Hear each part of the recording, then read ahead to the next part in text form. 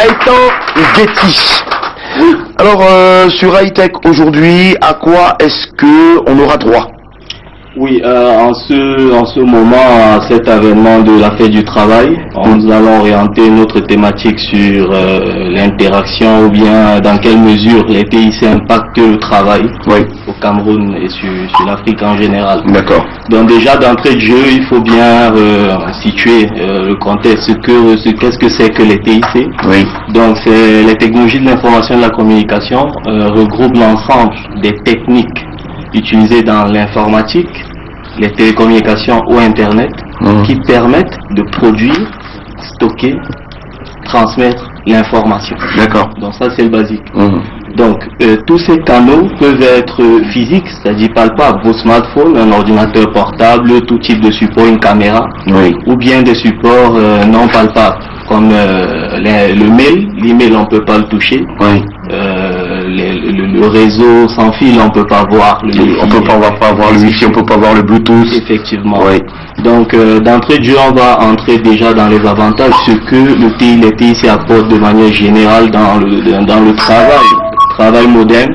Donc on aura une meilleure structuration du travail. Ce sera un peu plus facile de structurer tel fait quoi, tel fait ceci, et d'affecter des tâches.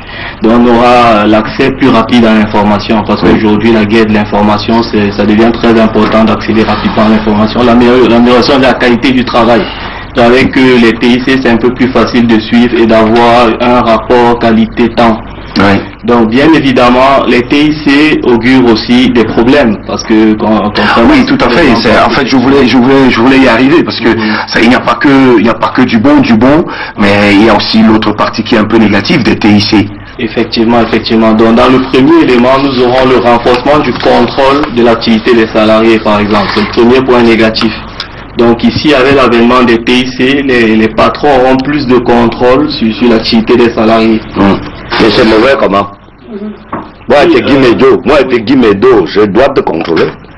Oui, ça c'est vrai. Donc ça ramène à la deuxième problématique, qui est parfois le problème que les TIC apportent entre la vie privée et la vie professionnelle. Parce que souvent, les TIC viennent s'immiscer et ça crée un amalgame, on ne sait plus exactement où se situe la vie privée de la vie d'entreprise. Alors on a un autre problème aujourd'hui lorsqu'on s'en va dans les différents ministères, plusieurs institutions publiques, on se rend compte que les choses sont encore très analogiques, c'est-à-dire que les dossiers sont tout pleins dans un coin. Quand vous arrivez, vous avez besoin d'un document, il faut que quelqu'un se mette à épousseter, à enlever tous les documents et tout. D'autres se sont déjà fait bouffer par des insectes, des trucs comme ça, et d'autres même on ne les retrouve pas. Est-ce que quelque part on peut pas arranger ce problème? On a l'impression qu'il y a une volonté qui manque à le faire, parce que ça permet aux gens d'avoir des matabiches, c'est-à-dire que bon, tu me donnes 5000 pour que je trouve ton document à toi. Oui. Donc généralement, l'introduction des TIC dans les processus sur le lieu de travail est progressif.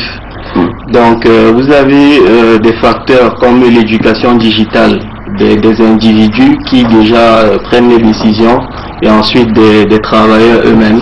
Et il y a un processus pour incluant les formations, les mises à niveau, qui va permettre à ce monde, surtout les dirigeants, de progressivement intégrer la technologie dans le processus. Donc dans le cas de l'administration, par exemple, le processus est très lent. On le sait tous, les administrations à l'échelle mondiale sont très lentes. Donc ça prend parfois beaucoup de temps pour entrer dans le e-government, qui est aujourd'hui la norme des nouveaux gouvernements à l'ère des TIC. Est-ce que c'est chez nous le cas? Chez nous ici, le processus bat son plein, notamment à travers la création de l'ANTIC qui est l'organe national chargé de réguler et de vulgariser les TIC. Donc l'ANTIC est un programme qui prend son temps, mais je pense que avec la nouvelle génération et l'introduction de l'informatique dans les lycées, d'ici quelques années, ça devrait aller plus vite.